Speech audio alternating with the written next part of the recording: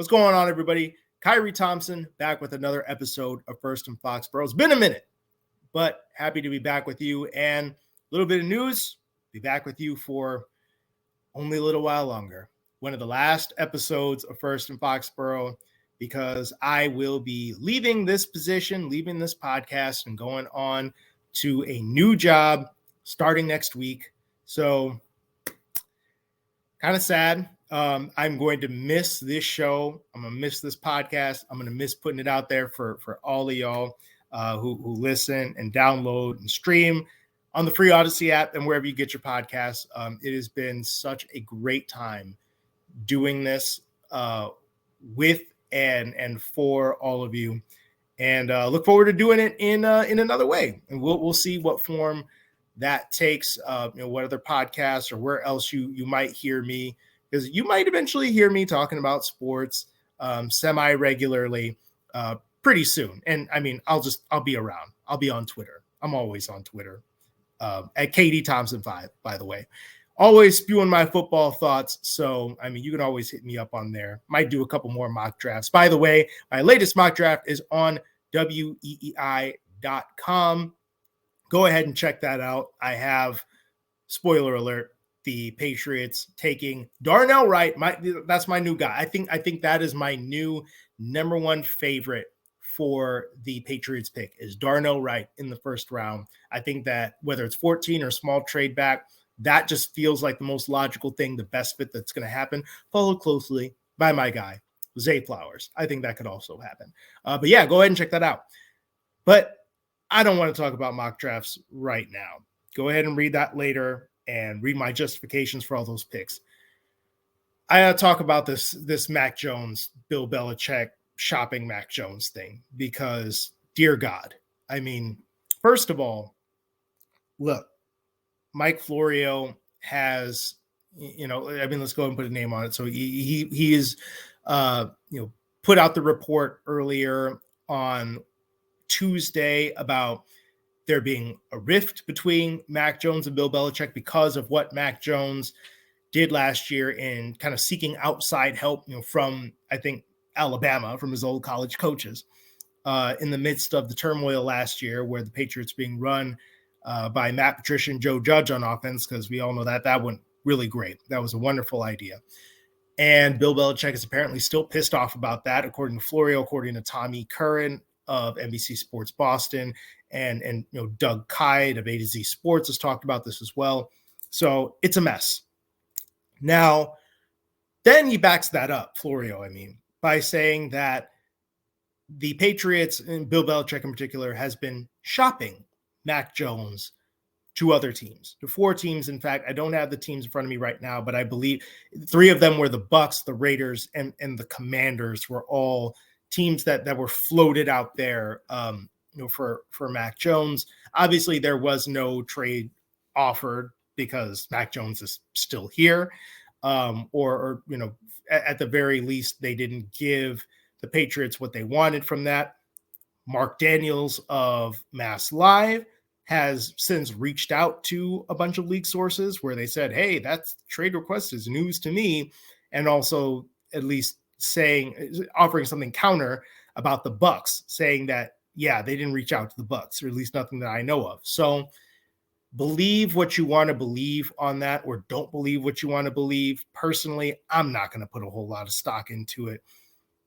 And the thing is, even if Bill Belichick did do that, did float Mac Jones for a potential trade, I still think Mac Jones is going to be the quarterback for the Patriots week 1 of the 2023 season, because there is no realistic avenue that the Patriots are again, realistically willing to pay to improve at the quarterback position this year. And Robert Kraft and Jonathan Kraft like Mac Jones too much. I feel like they would put their foot down on a trade unless they knew they were going to be getting like Lamar Jackson, or just an absolute clear upgrade that you couldn't argue with.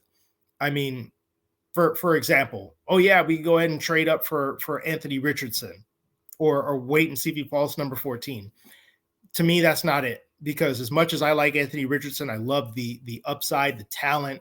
I think he's not quite as much of a project as people think. The accuracy, needs to be fixed, but the pocket movement and some of the things that he's able to do just standing in there as a pocket passer, I think are underrated. But again, he's just not experienced enough. He's only 20 years old. He's a redshirt sophomore. He's never completed more than 60% of his passes in college. None of that fits the Patriots mold. It just doesn't. You can never, ever say never with the Patriots. So I shouldn't say that. But I'm about 99.9999999% sure that Anthony Richardson is not going to be a New England Patriot, even if he were at number 4. I just don't think so. I'm sorry. I feel like at that point you trade back, let somebody else come up and get him, and then you go pick whichever guy you want. And then Bailey Zappi, I'm sorry. I don't care how much the Patriots try to sell you that, oh yeah, I don't see that big of a difference between Mac Jones and Bailey Zappi. No, I'm sorry. Don't believe that at all.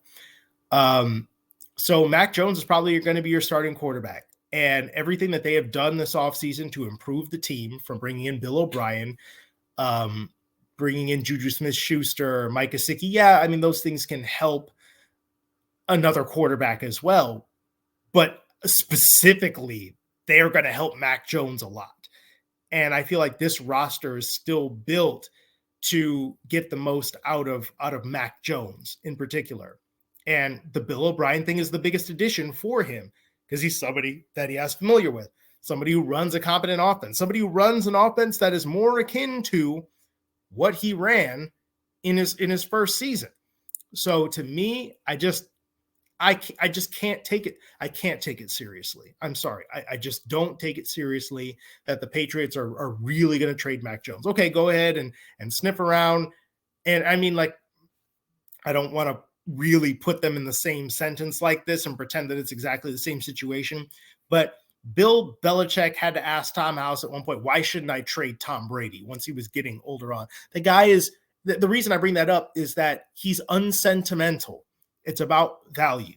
Okay. And if he thinks that he could get a decent enough value, like somebody was going to give him a first-round pick for Mac Jones or 2 first-round picks, then I don't know, maybe you go ahead and you consider that, and then you trade up for a quarterback, right? One that you like.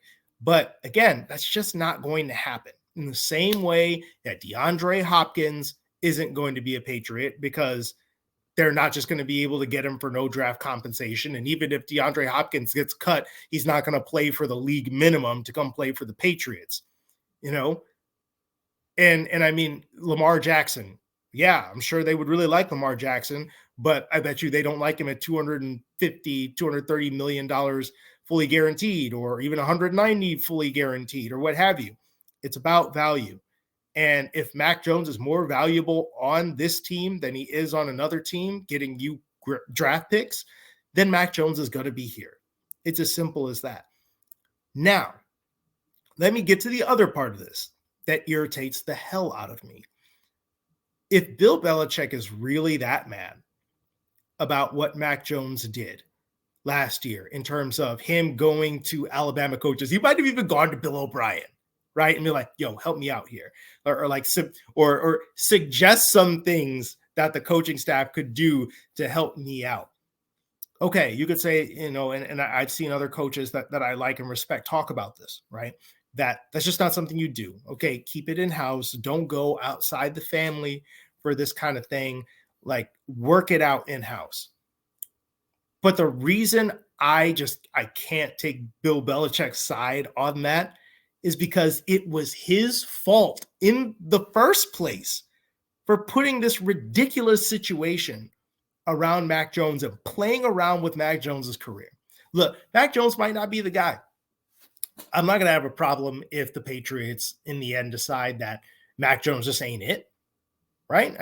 I've never really seen him as somebody who's going to be a top 5 quarterback in the league anyway. And if you think that that's what you need in the end, and Mac Jones isn't cutting it, okay, fine. The thing is, that's not what the Patriots think. That's never really kind of been how they think. They just thought, look, as long as the quarterback does what we tell him to do and doesn't screw things up for us and we play complimentary football, we can win with this guy. That's why you hear things about, oh yeah, Bailey Zappi, it might not be that much different.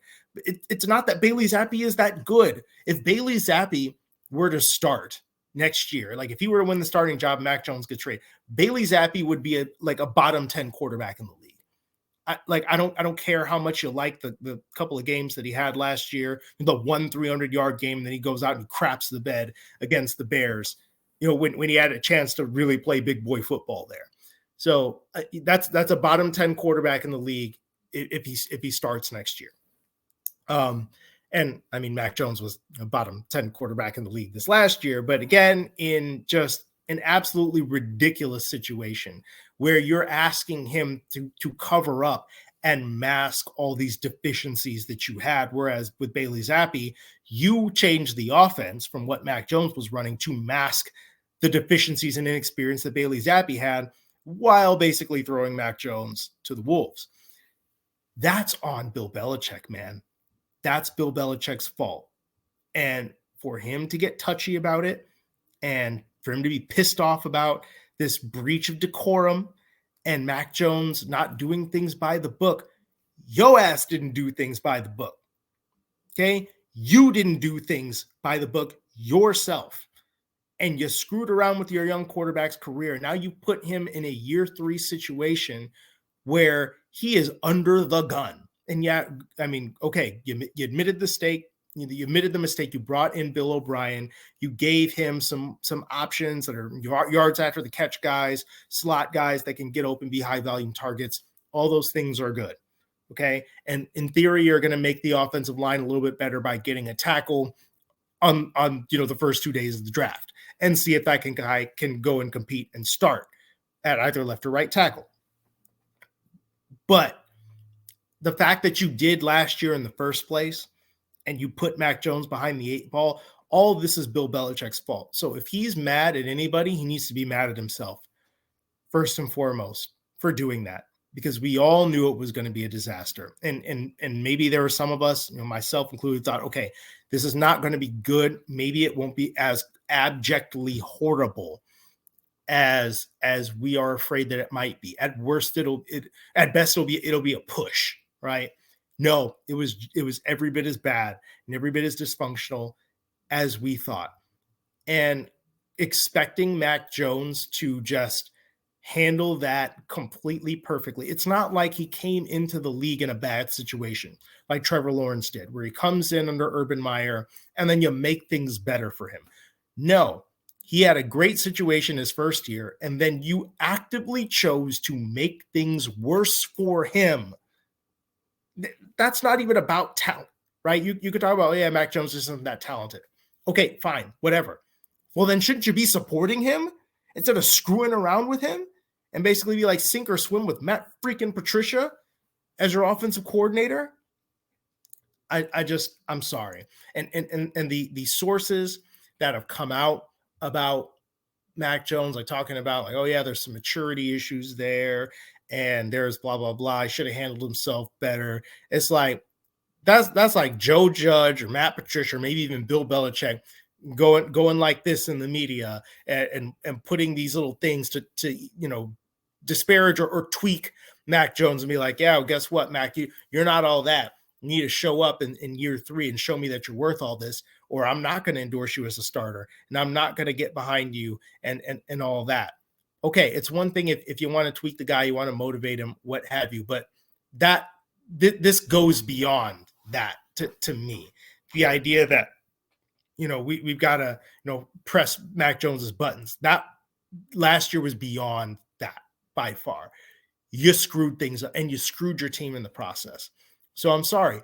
I can't get behind this idea that, oh yeah, like Bill Belichick has a real point here with Mac Jones, and oh yeah, let's talk about Mac Jones being immature and him doing the wrong things, and it's all his fault. That's right. It was all him. It all starts with you, Bill. Like, come on, man.